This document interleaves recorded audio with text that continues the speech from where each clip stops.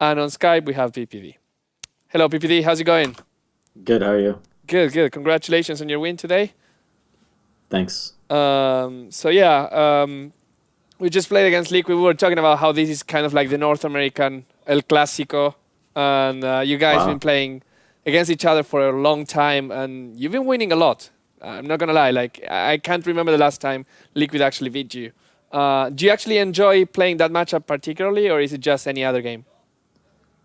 Um, well, this game was like especially important because of how we lost 0-2 this earlier this week in Dream League, so we like really needed to win. Um, but I think I don't mind playing against Liquid. I'm glad that we had to play against them because I'm pretty confident against them. Mm-hmm. So in that case, I'm okay with it.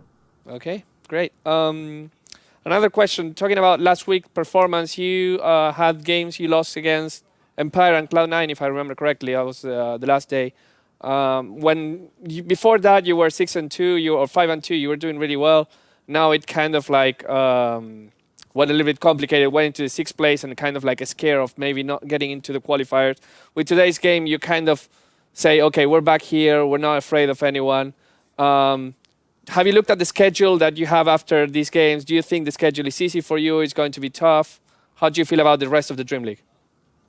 I think I think we'll be able to squeeze in with like probably like fifth or sixth seed. I think we still have to play like Navi and Alliance, and then I think we have like maybe MYM or like one of the like the lower teams as well. Hmm. I'm not sure. I'm not we have, like 3 or 4 games left or something. Yeah, I think you have 4 games left. Okay, yeah, I think we'll be okay. Like, cause like if you like kind of like go even, you get through, right? Right, For yeah, the yeah, most yeah. part. Yeah, like the way things are now, it's pretty sure that if you get 7 wins. So we should probably hope to beat Alliance or Navi and then win the rest of the games, and we can afford to drop one game, I think. That's good. Okay, so I'm gonna send you to Luminous, which has a couple of questions for you, or maybe about Sure. the team. But yeah. Yeah, I got two questions. First, I think it's really cool that you are getting banned by Treant in the first ban because a lot of teams are definitely respecting that. I Oh just want you to man, get your opinion on that hero and maybe why you're playing it much better than it seems like everybody else. I miss my treant. Like all I want to do is just armor people. It's so easy. I just AFK in a lane. I just armor all over the place. I don't even have to like watch my hero. I'm just sitting there invis, and hey, it's pretty easy to play, I think. But he has like a weird impact on the games. Like you can do like weird dueling stuff. You can do aggressive tri lanes with them. You can. He's just like a he's like a different hero. He's not like any other Dota hero. And his ultimate is like really underrated. I think like it actually is really good if you can get it on heroes, especially after they use their BKBs. So Would you say that and he's sort of like a mini Wisp in the sense that it makes a game a bit different? Like you talked about being able to do more laning than you normally can, right, with other heroes. yeah, of course, because you can get away with like throwing 2 heroes in the offlane, or maybe a more greedy offlane because you have that tree armor to back him up. Cool. Um, but I don't know if he's like Wisp. Like I mean, totally different hero, but Right. he does add a different element to the game, so I can kind of agree on that. Okay, so the other question I want to ask you about is Star Ladder. RTC having that 100% win rate, but then now you have the acquired thrower from Cloud9. How did that Yeah. come about? Was it RTC making it happen? How do you guys feel about playing with Envy in Kiev? Okay, so originally Fear was supposed to come back on April 10th, and we were supposed to have a couple days to practice with him and then leave to Star Ladder. He came back. We didn't play on the 10th actually. We played on the 11th, and we did like a couple scrims, and his arm like totally wasn't up for it. So we kind of went into panic mode, and we had to um, find someone because we knew Mason didn't have a passport, and Mason didn't plan on going.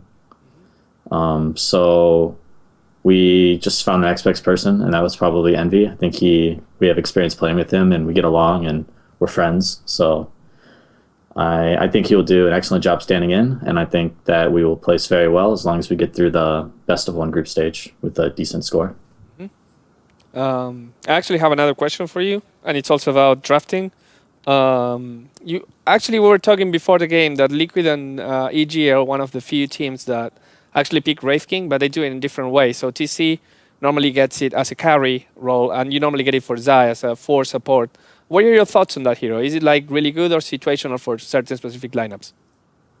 Definitely against certain specific lineups.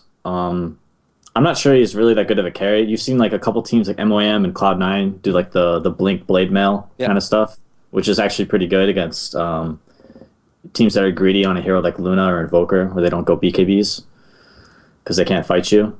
And we run out as a support because, first off, Zai loves the hero. It's one of his favorite heroes, along with Witch Doctor. And originally it came in like, I was like, dude, that hero's so bad, I'm not picking that. And then we just pick it once. We're like, oh wait, that's actually pretty good. The aura is really strong, and the stun is good too. And he's really good against, what was the word I did? He's like one cycle heroes, I guess. So you have like heroes like Doom, Bane, Ancient Apparition, Luna. Just you don't talk about like a one, like they use all their spells, all their bursts, they use their BKBs, and then they don't have much else left. Right. And when you have a hero like Skeleton King that can run in there, absorb all their damage, absorb all the spells, and he just pops back up with the slow, and then you're good to go. And it works really well in that role. That's great. Yeah. So yeah. Anyways, guys, any kind of last questions or wrap up? You stole my question. Yeah, mine too. No, I was actually curious about the Wraith King. Yes. But I actually do have one question for you guys. You guys, but you. You guys have a tendency to pick, in my opinion, like pretty gankable mids. Is that just something that you guys recognize and you're willing to do that? Because it seems like RTZ kind of gets picked on by a lot of teams. Like they have a tendency to rotate on him a lot. Is that just like your guys' style, or do you guys plan on like changing that in the future? Well, obviously we would change if it stops working. Yeah, that's true. But right now we're really confident with our playstyle and how we play, and most of our picks. I have a couple special things saved for Star Ladder, so don't think like last couple of games are exactly what I want to do. Nice. But in general, our regular playstyle lets RTZ get really greedy in the mid lane, and when he's playing at his top level, those little ganks that people throw at him, they don't work. Like half the time they get turned around on and he kills them. So if he is, performs at lane like he always does, I think, we'll have a ton of success. Cool. 100% win rate on land. Pretty You solid. can't argue with that, right? Yeah, you can't beat that. But yeah, anyways, Shane, anything? You good? Good. Not really. You brought the skeleton Okay, king so thing. I guess this is your time to shine. And if you want to thank your sponsors or give any shout outs, just go ahead and go wild. All right. A couple shout outs. Shout out to my team. Shout out to NA Dota. Shout out to the boys from Hunter Street. And shout out to my sponsors, Monster, HyperX, Razer, Astro, Cyberpower PC, and BenQ. Nice. Congratulations then once again. Thank you for being in the interview. We'll hope to see more of you in the team in the next days. Yeah, good luck in Star Ladder. Hopefully I meet you guys at DreamHack. Yeah, I'll see you. Hopefully. All right. Bye-bye. All right.